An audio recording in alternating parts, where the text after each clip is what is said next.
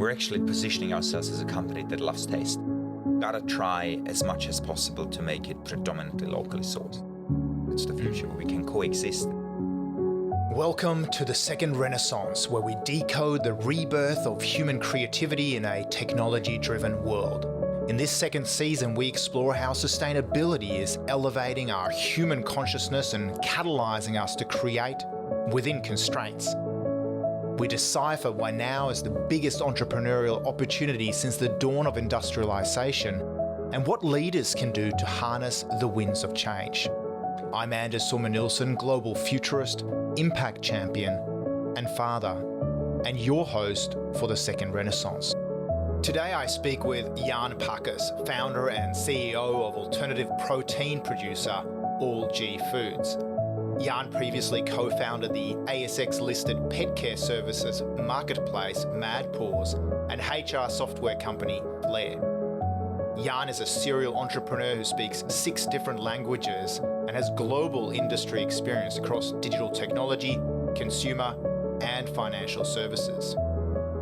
He's won many awards, amongst others CEO of the Year by the Australian HR Institute, and he is a 5-time winner of the Best Employer in Australia award by Aon Hewitt.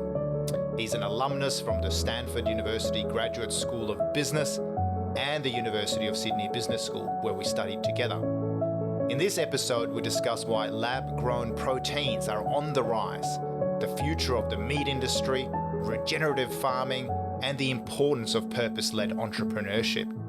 I loved hearing about the work my good friend Jan has been doing, and I'm sure you will too. Welcome to the second Renaissance, Jan Pacas. And Sorman-Nilsson, so glad to be here. Now we're going to talk about waves of change on the second Renaissance, and part of the story is, of course, that Jan and I, we did our executive MBAs together at the University of Sydney and then around the world. You were then the managing director for Hilti Australia, which is a power tool company from Liechtenstein originally. And you're a bit of a polymath. I want to just tune into it because you're presently invited today as the founder of All-G or All Good Foods, and which is, of course, a alternative protein company. How does one make the journey from being the MD of Hilti Australia to driving what is a very important innovation in the world of sustainability? No, thanks, Anders. I think we all go through life changes. And I, for myself, realized that I guess an MBA is always a vehicle to make you realize what you're passionate about, where you want to spend the next decades of your life. And for me, I realized it's not corporate life. I want to create impact through creating things. And so All-G, in fact, is the third company that I've co-founded. The first one is a company that's now listed on the Australian Stock Exchange. It's the largest marketplace for pet services in Asia Pac. It's a company called Mad Paws, which we started, as you might know, from a garage, from nothing. And now it's a publicly traded company. Second one was a fintech, where again, from nothing, it's now valued in the hundreds of millions of dollars, where there's Westpac, second largest Australian bank, and KKR, the biggest investors. And I've done well in both those, got lucky in both those businesses and said, hey, what am I really passionate about in terms of where I can merge my passions with the impact on the world? And it is alternative protein. It is food is our topic in relation to climate change. It has the potential to divide or unite opinions. Every 30 to 35 years, the planet doubles its demand on food. And the simple thesis is, we were able to do that in the last 100 years by simply doubling cows and pigs and animals as a core food supply. But that is changing, and we're part of that movement, and we're one of the companies driving those change in a positive way. Because they fart too much, for example, and consume too many planetary resources. Not only, yes, but look, they need land, they need water, they create CO2 emissions And if you think about the scale of, like the numbers are mind-blowing. It's billions and billions of animals that are used for animal farming. It's, there's different statistics that 25 to 30% of CO2 emissions globally is driven by animal agriculture.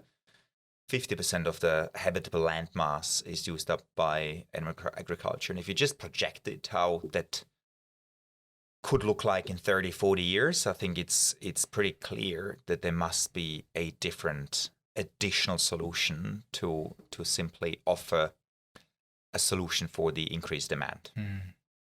And so, ironically, just as you were arriving here at our Avalon studio, I thought, I've got a couple of minutes to dash across the road to pick up my dinner for tonight. And I am still an occasional omnivore. So my wife was like, we've got, roast veggies for dinner. Maybe pick up some sausages before you launch into your next podcast recording. So I went to the butcher, great Danish butcher, regenerative farming, grass-fed, etc. But I still feel like a bit of an environmental bandit nonetheless. And then, of course, there's the, humanitarian, animal husbandry side of things that people have concerns about. And then I was like, I should have just, prayed and hoped. No advertisement, of course. But, these alternative proteins, I'm starting to be in a position where I'm actually, from a taste perspective, not noticing the difference. It started with, me having a plant-based or alternative protein burger in the United States some years ago. And I was like, this is really good. And it's getting better. And it's getting better. And you guys are driving that from a scientific, plant-based perspective. Tell us a little bit more about some of the science behind the technology. Look, I think from a consumer perspective, that I think we gotta, not only us, but the alternative protein industry, and let's specify alternative protein. We consider this alternative meat and dairy solutions, right? And we can speak about the technologies behind it. It's today only approximately 1 to 1.5% market share of the traditional animal protein. So it's very, very small. Despite, lots of brands kind of popping up, it's still like e-commerce in the early 2000s. And what will drive the change to what is e-commerce 10 to 15 years later? I think it's three things. I think it's first one, product quality still has to improve. Our vision, and we're not that far away, is you will not be able to tell the difference. You will not be able to tell the difference. And we did today a random test with consumers, real meat, our meat. It was very, very random. There wasn't a clear correlation. So product quality has to go up continuously and has to continue to be improved across all different applications, not only burgers, mince, but also chicken breast, pork, which is a big part of Asian consumption, steaks and milk, cheese. There's still no great cheese alternatives. We're addressing that. So product quality is one. Price points. Currently, still, the alternative solutions are more expensive, which is normal. Before you build out an industry, it's like in electric cars, it costs more money. So until it reaches a bigger scale point, it's still a bit more expensive. So typically, the consumers that buy it are from higher socioeconomic circles or segments. So price point has to reach parity. And in fact, we're convinced it'll go below medium term the price of meat and dairy. And third one is availability. You should be going to the butcher, not to a plant-based or specialized aisle, and you pick up those or others at the butcher, because the butcher will be offering animal and animal-free. So not dissimilar to Burger King or to McDonald's, for example, that are offering these as alternatives. It's all about, we got to reposition it from a niche. And we don't want to position ourselves as a niche movement, which is very loud about, animal rights and vegan, because yes, there's a very loyal 5% following, but to unlock mass consumers who frankly don't care about those things. And yeah, it's nice to care for the planet, but at the end of the day, I want to have a burger or I want to have my meal that tastes great, won't cost me a bomb, and I can pick it up anywhere available. So we gotta solve those three enablers, and I think once we do that, then it'll grow to a much larger scale. So I think back a few years ago in 2017, I spoke at a conference in Nashville, and it was for the Certified Angus beef movement. And so Certified Angus beef, of course, is the sort of quality label that then licenses its label to restaurants, to abattoirs, to farms around the world who meet very rigorous quality standards and increasingly now environmental standards. And I used the analogy that, and I asked the question back in 2017 of, what is the future of protein and what is the future of beef? Because milk had already shifted the definition. We used to just think of milk when we went into the coffee shop, and it was just moo milk. It was just dairy, Correct. right? And it was dairy from a cow. But then, of course, milk changed its definition to being macadamia, to being soy milk, to being almond milk, etc., etc., etc. Are you seeing the same sort of awareness that the definition of beef, just like milk, is evolving? Look, I think firstly, and I'd almost slightly disagree with you that almond milk and soy milk, while yes, I agree they brand themselves as milk, the reality is the product doesn't perform as greatly as traditional cow milk. And it doesn't perform as greatly, particularly it simply doesn't have the same mouthfeel. Yes, some people like the taste of almond milk, but it doesn't have the same mouthfeel, which is particularly not applicable. Then you can't have a great cheese from it, right? Because what you make out of milk is not only milk, but you make cheese, you make yogurts, and so you can't make a great cheese out of macadamia or almond milk.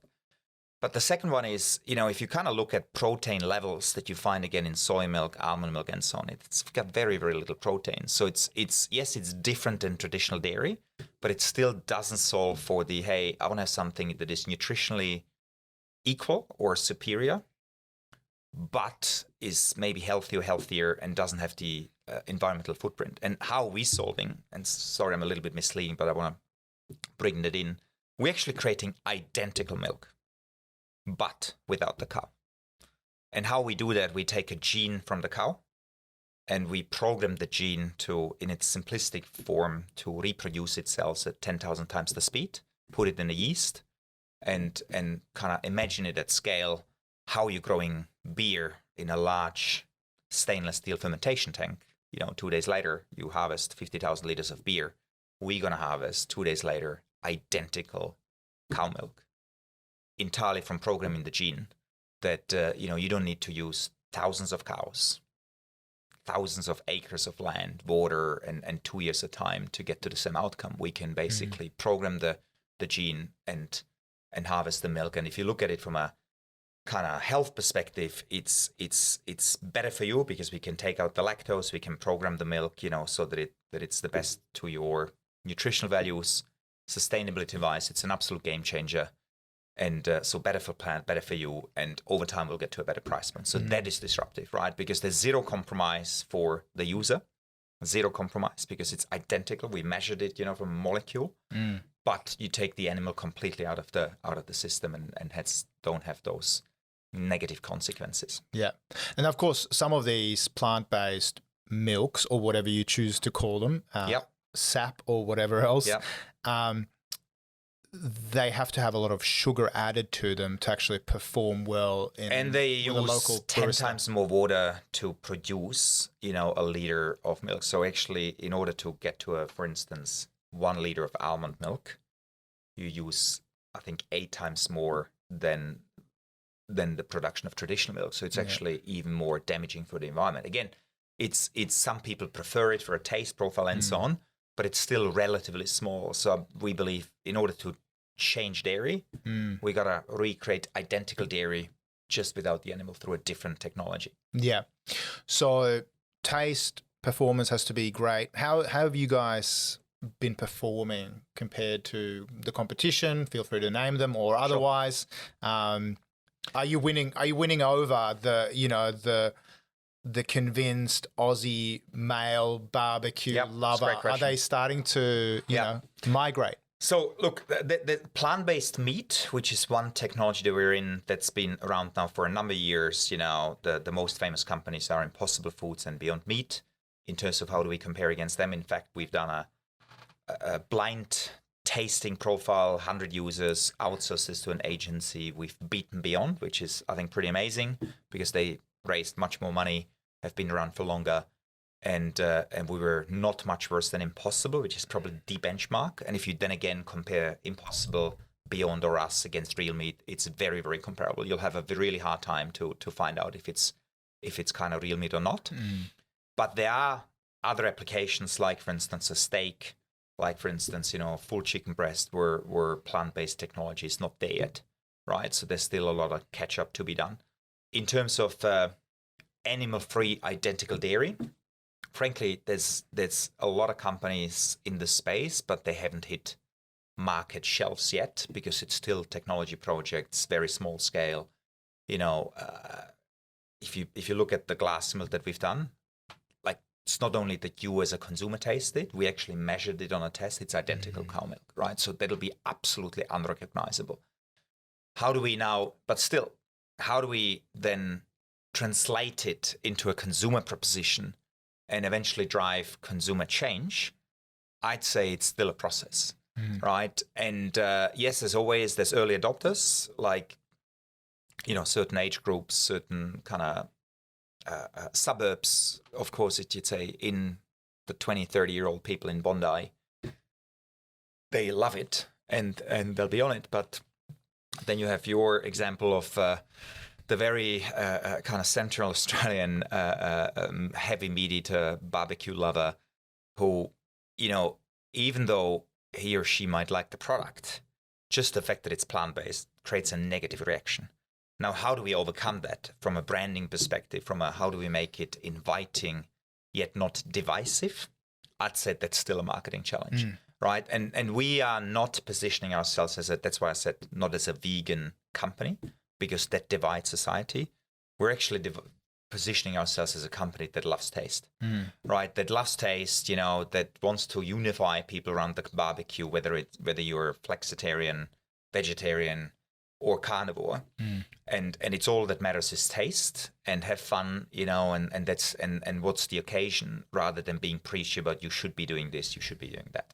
Well, I mean, I'm just looking down the aisle now, having done some of our Christmas and New Year's shopping at Dan Murphy's, which is our local liquor store here, and making more choices around, zero alcohol beer, which is starting to taste really good. And of course, this is one of the two ingredients at an Aussie barbecue, for example, American barbecues, whatever it happens to be. And so people are already changing their consumption habits and realizing that, breweries are starting to be able to do really tasty zero alcohol beer that's also low carbon. It's healthier for you. Are you seeing that you can hit this sort of sweet spot of it's better for your cardiovascular health to eat this, for example, but you're also getting your taste buds, making sure that they're happy as well? Look, I think there's kind of two drivers at the moment. One is the macro perspective that the planet needs to double protein supply every 30 to 35 years. So it's simply not possible to double the land, double the cows and so on. So that's a no-brainer. There's a lot of kind of climate push, to achieve that, but still there's resistance. But then from a consumer perspective, the angle is, I'd say the angle for adoption is taste. You must hit a threshold. It's a non-compromise. But then, yes, it is. I think the main market to unlock is not the vegans or vegetarians, but it's what we call the meat reducer, the flexitarian meat reducer. Instead of you having meat 7 days a week, you have it 4 days a week. And we give you alternatives where you don't feel a compromise on your taste. And in fact, the nutritional values in terms of your intake are the same and healthier for you, better for you, because it has more fiber, it has more iron, and same with dairy. So if we give you something that is better for you, for the younger generations, the planet matters more and more and is widely available, I think then we're going to see more and more adoption. Personally, I think can't stop it. Question is how quickly. Yeah. Can you stop electric cars as a movement? Like 5-7 years ago, traditional car makers were having a laugh because performance wasn't there. Look at it today. Can you change the internet? Again, 10-15 years ago, it was a niche, 1%. Look at it today. I think we're in those stages where some of those industries were 5 years ago. What is the, both if we zoom out for a moment, what is the ecological opportunity if the world shifted towards this sort of conscious consumption? And what's the market opportunity in terms of the kind of markets you can capture in terms of billions of dollars? The ecological opportunity is huge, and it's actually a great question.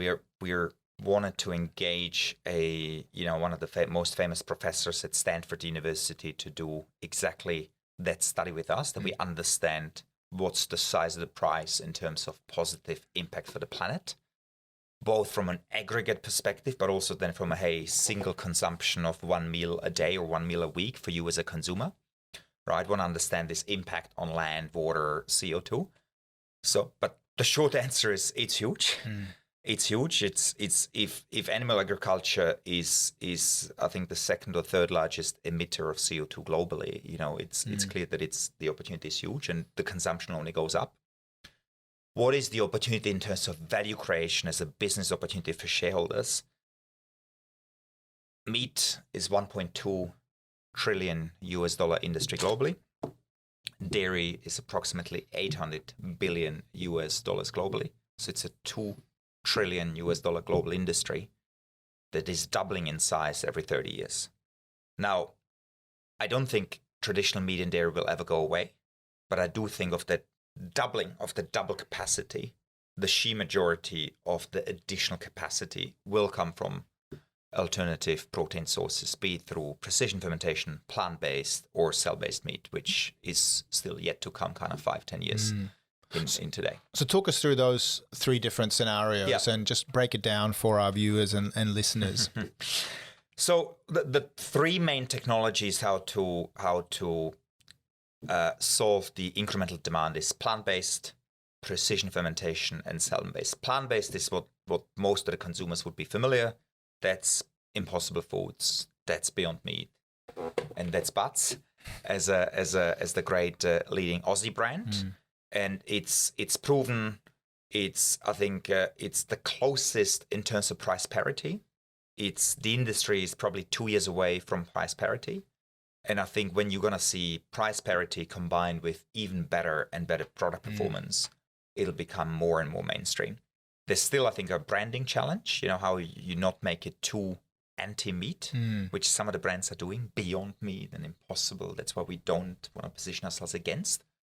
But I think it'll be more and more, and it's growing fast every year, 20% CAGR. So it's not that meat's growing 20% CAGR, it's maybe kind of stable 1%. So it's all the incremental demand is coming from this technology. Precision fermentation, which is a technology we are in and where we have core capabilities, is in essence, you recreate any molecule or any molecules that where you create cultured dairy proteins. You can create proteins that will create a different color change for the plant-based burgers, where you can recreate fat, where you can basically create all those nutritional or functional values of plant-based meat or identical dairy that basically make it a more real experience. So that's the fastest now emerging kind of technology where there's a lot of companies moving very fast in the space, a lot of venture capital is flowing into that record. And this is not your traditional sauerkraut fermentation, to be clear. No, that's where, again, we program the cell, put it in a yeast, and it grows exponentially fast. And to demystify it a bit, how it looks in practical terms, you take the cell, put it in a yeast, you have a kind of small fermentation tank where you put that and it turns water into milk. There you go. True alchemist. Yes. Now, the third technology, and in precision fermentation, probably from a price parity, we're 5 years away. But again, not that far. And game changer in terms of, again, as I said, it's not plant-based milk, it's real milk. Cell-based meat is the real thing. That's not plant-based. It's you're really recreating and growing a muscle in a stainless steel bioreactor. But from a price point, it's the furthest away. It's if I'm an optimist, I'll say it's 10 years. If I'm a realist or a pessimist, I'd say it's 20 years away from a price parity. Yes, there's been companies who have created small products, like a identical steak, but it costs you $500, and it's nice for a demo, but it's not something that will hit mass adoption in, I'd say, certainly not in this decade, right? So it's more it's technologically viable. It's just it'll take, as I said, a much longer time until you make it a mass product, and until then, plant-based will continue to improve. We'll continue to hit a better price point, we'll take a bigger market share. So those three technologies can all coexist. In fact, there's a lot of scenarios where plant-based by far the biggest now, still a lot of room to grow. Precision fermentation kicking in a lot in the next years. And the kind of cell-based, as of the 2030s, becoming a more a viable business. So I know from having worked with the beef industry, with the Australian Food and Grocery Council, and traditional incumbents may or may not be challenged, might be fighting you, might be lobbying that this is like a Frankenburger, or this is all GMO. Like what kind of resistance are you coming up against in terms of just disrupting the traditional industry, and how would you debunk some of the criticisms? Great question. Look, firstly, I always talk about we're not disrupting the industry, we're adding additional supply to an industry that cannot supply it itself. And in fact, we're working now with a dairy company who's very likely to invest. And the first thing said, absolutely love it. We don't have enough cows, and we don't know where we're going to get them from. So we see you guys as a great source of additional supply for all the demand that will just massively increase in the next decade. But of course, there's other companies whose view is, you're eating our cake. And you got to ask yourselves, what was the reaction with the fintechs and the banks 10 years ago? What was the reaction with the electric car companies and traditional car companies? And it's like with everything. So I think it's either you embrace that new technology as a great opportunity for you as an incumbent, and you get on the train and you see yourselves as a protein company, or as a financial services provider, or as a car company, and you get on that part of new technology, or you just fight it, and then you have a, sorry to say, Kodak moment, or you have just a different moment. The Uber moment. Yeah. And so I think, firstly, it's unstoppable simply because of there's a macro impact where simply there's more and more demand for protein, and there's also a consumer-driven change. So I think you can't stop it. You can only slow it down. You can only make it more difficult by kind of throwing regulatory hurdles in, which is happening, in every market. But look, I think if I kind of take a decade-long view, that's been the case in every industry. And the smart, I think the capable and more progressive companies in those industries actually want to partner with us. So we had one Australian very prominent meat company invest a lot of money in us and see us, hey, we actually want to see you. We want to help you to distribute. And I want to make it a core part of our offering, because consumers want it more and more and more. And I couldn't do it until now because the product quality wasn't there. But now I trust that product will not disappoint. So I want to make it a big part of my business, because in fact I de-risk my business, I diversify my business, and I will offer more solutions and offers to customers. And the same, there's very innovative dairy companies who say, yeah, absolutely, let's work together. And we actually want to help you to scale up, because we have certain assets that you might not have, how you can turn your proteins into end B2C products. And I think those companies with those mindsets are the winners of the future. But then you have, of course, different companies with a different mindset who will fight it whatever it takes, and just use any opportunity to kind of create a viral social campaign against you. And I think it's again, I mean, you've been interviewing lots of industry changing CEOs, entrepreneurs, and you see how it always ends. Very often that kind of PR gets turned against you. And look, we're not doing anything bad. We're not.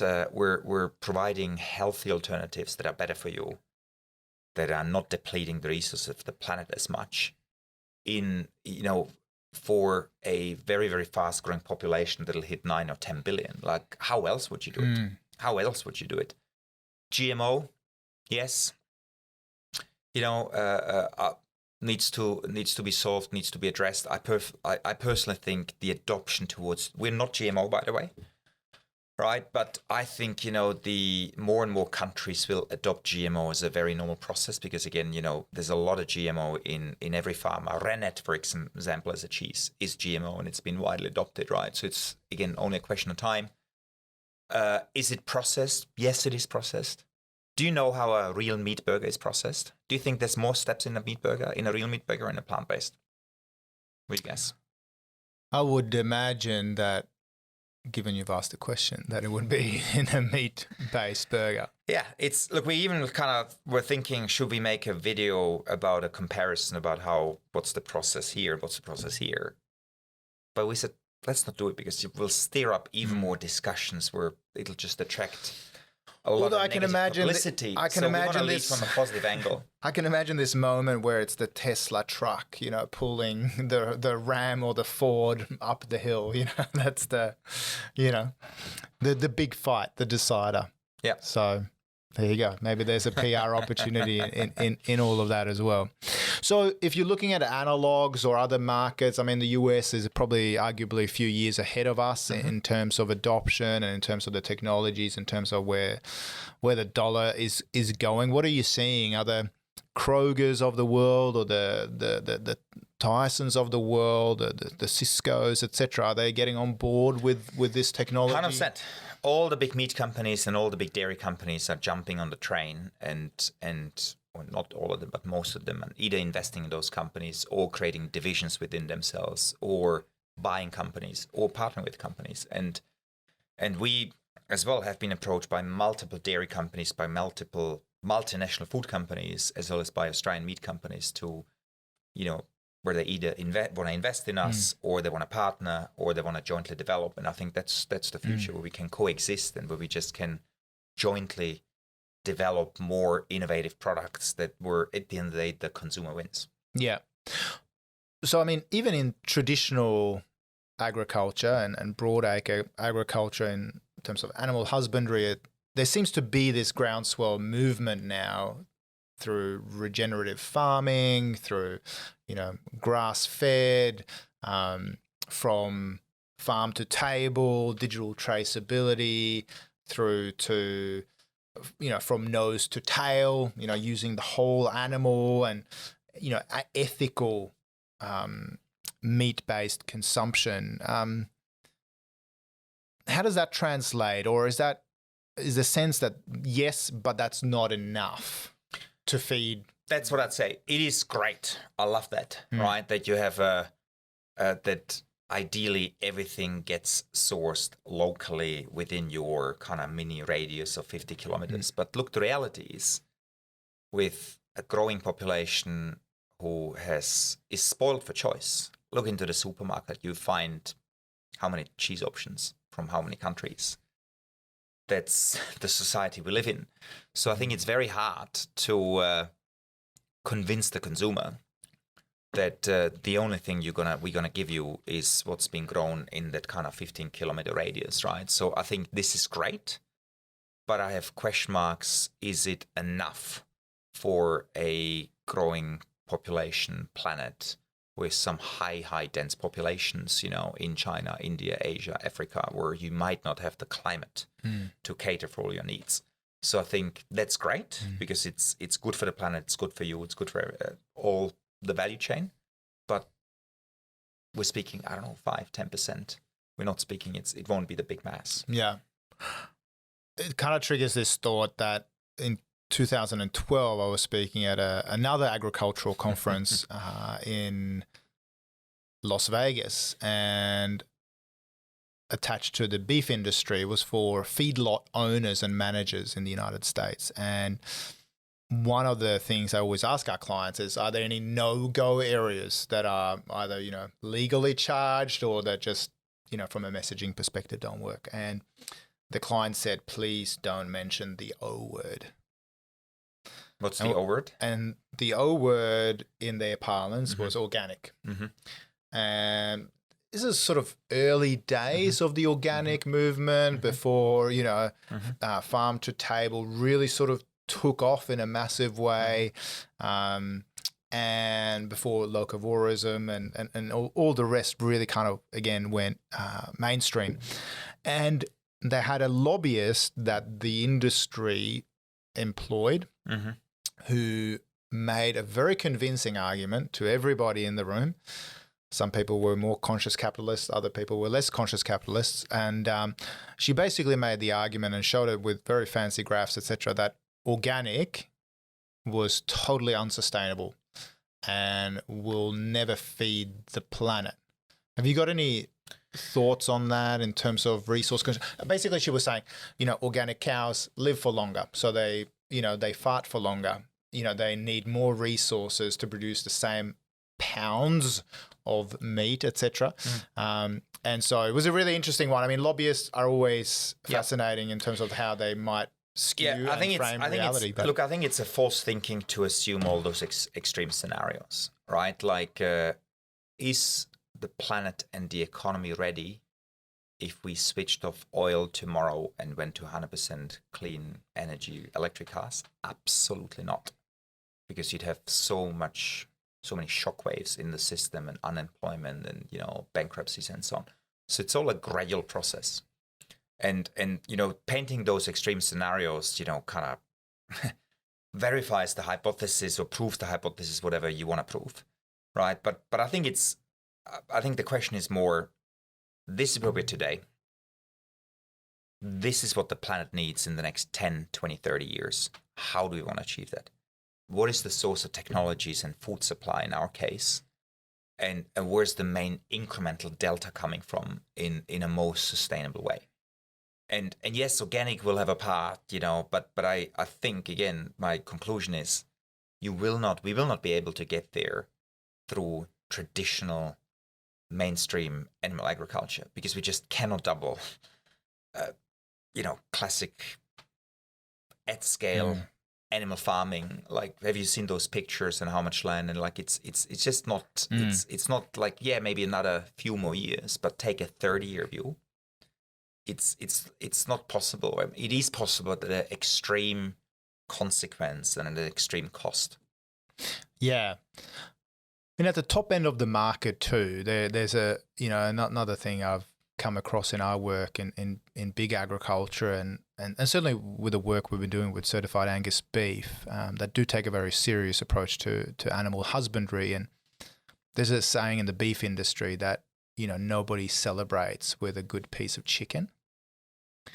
And the point being, for a special occasion, you go out to a restaurant, and if you want to celebrate something really beautiful, like, you're probably not going to order the chicken.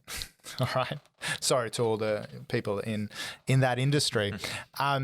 So the analog here is that, beef has a certain sense of sort of luxury and premiumness and, USDA, organic, or whatever it happens to be, or Wagyu. There's a sort of a provenance story to it.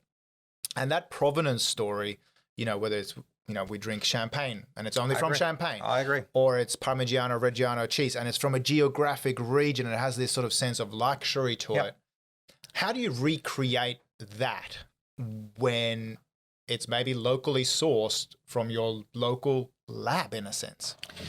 No. So look, I absolutely agree that locally sourced, in our case, Wagyu beef in Australia, might be a very high-end luxury product in a kind of decade of view. That's how it'll be seen.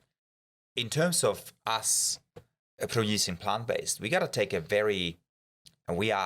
a very similar route where the ingredients that we put into plant-based meat have to be, should be, will be primarily 99% from locally country-grown soil or seeds or simply plant-based ingredients, right? You can't be that you are importing this from China, this from Brazil, and this from the US, because then, it is the case maybe in the early days or early years of an industry because you don't have sufficient capacity built out.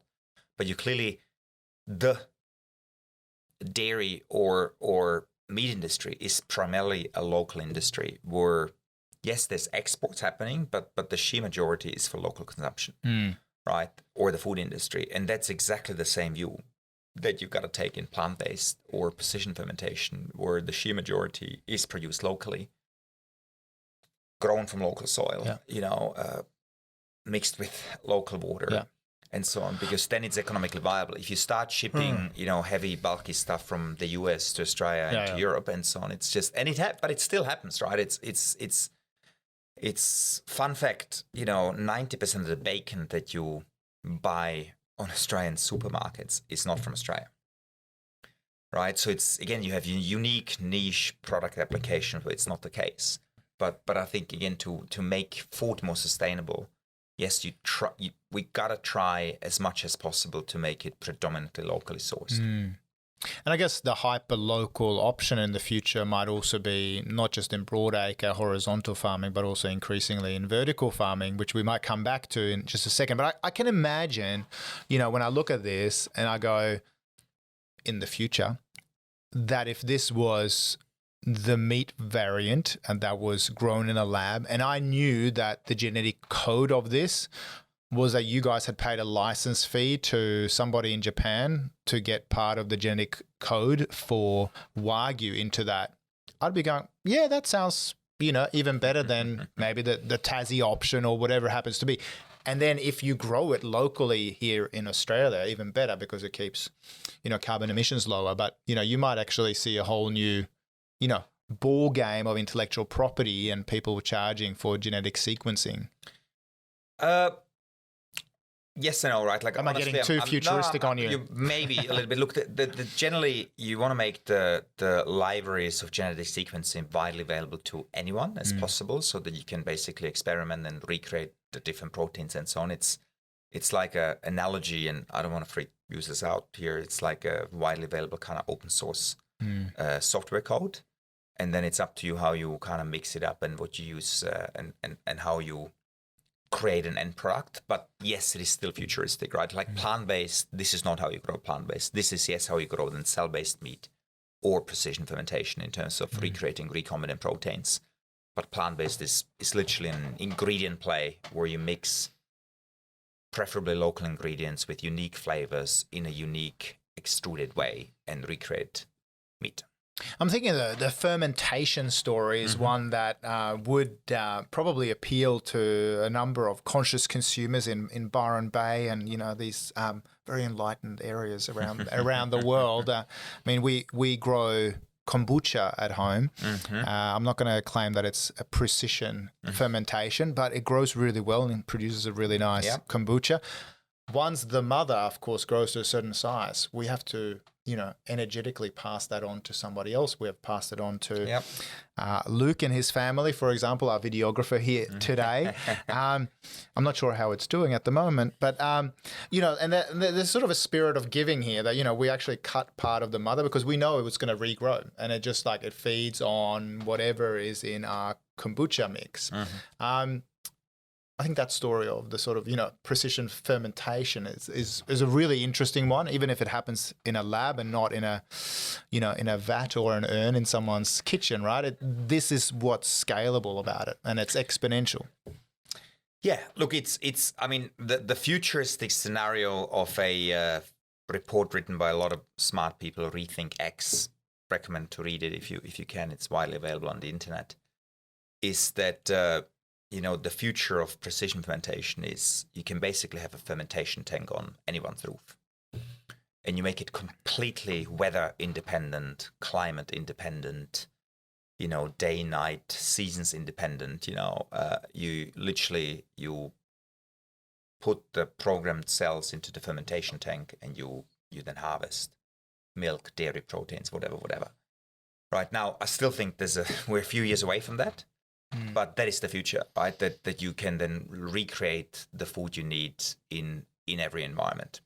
Now, still to get there in such a way with the technology, with a price point that is attractive to you, right? Because don't forget, you're competing against the 1 liter, $2 milk price point that you see.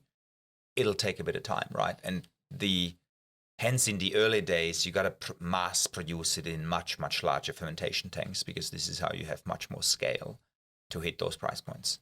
But yes, I'd still say, what you have described is possible in a kind of decade plus term view. Yeah, phenomenal. And how have the major grocers and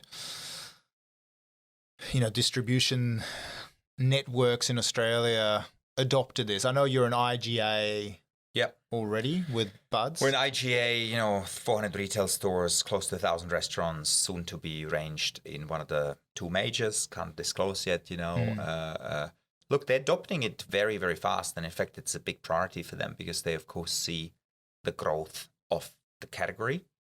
And 4 years ago, it almost didn't exist.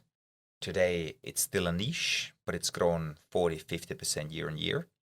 And you don't have grocery categories growing 40-50% at year on year, right? So of course, if you take a 5-year view, it'll be much, much more bigger, right? So they see it as a great business opportunity. Now, they got to manage the tension between their suppliers, right? Because of course, the meat and the dairy suppliers are, why is my category not growing? And their answer is, we're here for the consumer. We're giving the consumer what the consumer wants, right? So again, it's a very consumer-driven demand to make that category bigger. So I will go down, not just to my butcher to tell them that they should be stocking this, but of course, to my local Woolies here down the road. Please do, yes. have a chat to them. I mean, I think this is one of the fascinating things, and we're nearly into the sort of final innings here, to use an Aussie or Anglo-Saxon terminology of cricket, which is, of course, a great opportunity where we have Aussie barbecues, right? So my thought here is, conscious consumption has taken off and been accelerated through this portal into the future, which has been the pandemic. Technology's accelerated. We've adopted new technologies. We're launching podcasts. We're streaming to the world, whatever it happens to be. But the stats show us that the consumers are becoming much more conscious in their decisions, even happy to pay a premium for sustainable products. Do you see that? And what's your hope in terms of what percentage of the market that you think is viable for your products in the next 3 to 5 years? I think in 20 years, 100% in market, right? Because there's a generation change. There's a different mindset change. Look, in fact, if you look at what are the 2-3 biggest topics, there's been I read somewhere about what will decide the next year's Australian election.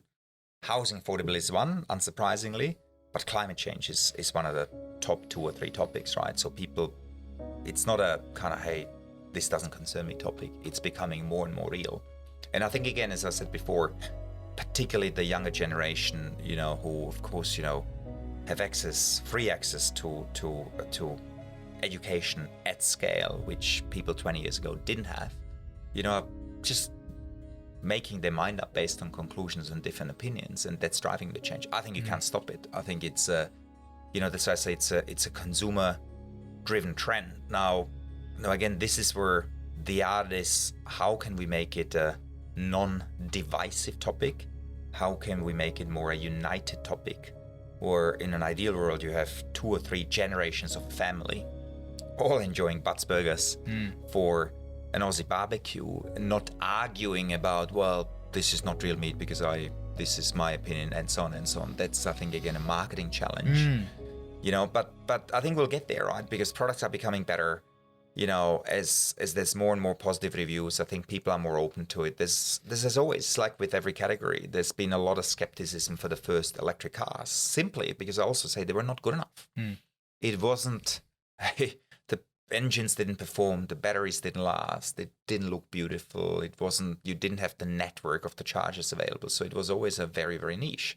And I think once you really solve for those pain points, you make it tastier, you're not being kind of seen as a preachy or an extreme consumer, and you make it affordable and available, I think adoption will come much, much faster.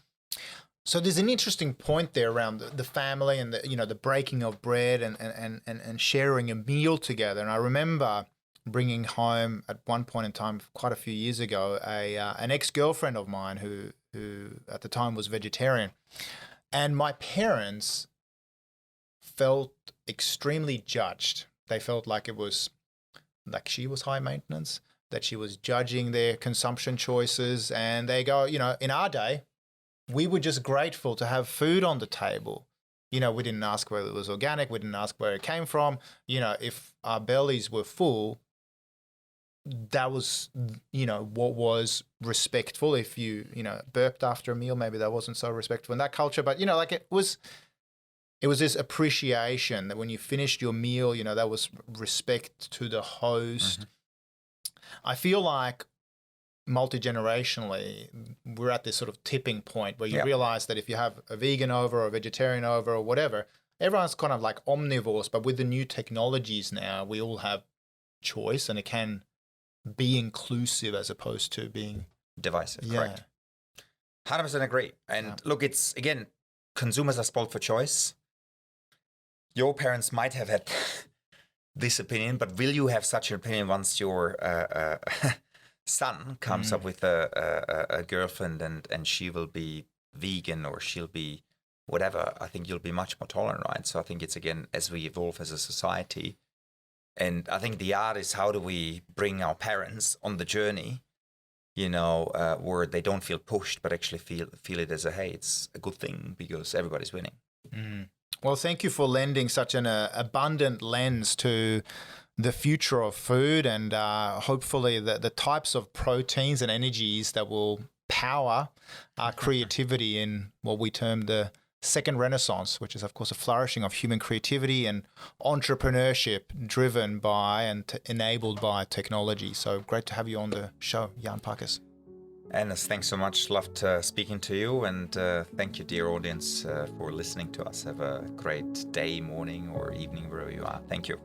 And make sure you pick up one of these as well at your local IGA and elsewhere, no doubt, very soon. Thanks for being on the show. Thanks.